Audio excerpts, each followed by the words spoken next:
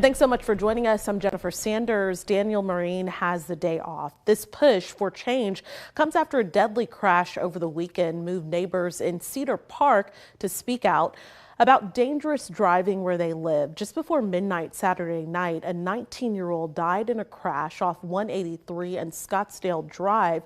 Police say two speeding vehicles were going over 100 miles per hour, possibly racing.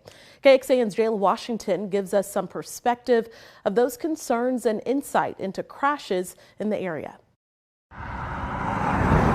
Right along this high-traffic road in Cedar Park, would you say that car's doing kind of homes with families who say they see speeders far too often.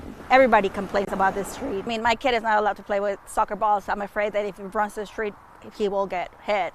Yuri Casteller's ring camera caught some of the speeding.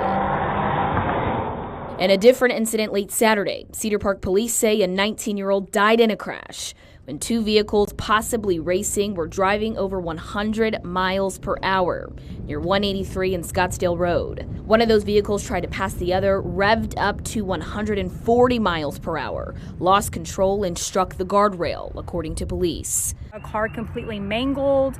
We are constantly hearing the racing of motorcycles, cars, trucks. It's a little nerve-wracking when you hear it all the time. TxDOT data shows since 2020, there have been at least 70 crashes on this stretch of road between Crystal Falls Parkway and East New Hope Drive in Cedar Park.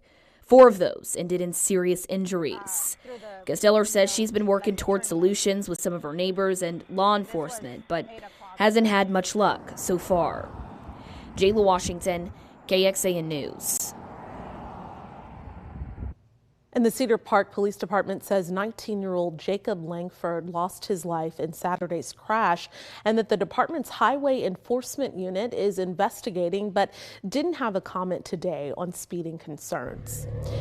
Do you remember this video from February of 2023? Well, it shows cars driving recklessly and doing donuts while other cars blocked off the intersection of South Lamar and Barton Springs. Multiple people were arrested and some injured. After this takeover, DPS and other local agencies launched the Street Takeover Task Force to crack down on reckless drivers. Governor Greg Abbott signed new rules into law after events in several parts of the state. The measure created a new section of the criminal code for obstructing streets and made it possible for more severe punishment for those involved. Another law allows for immediate removal and impounding of vehicles involved in street takeovers and racing.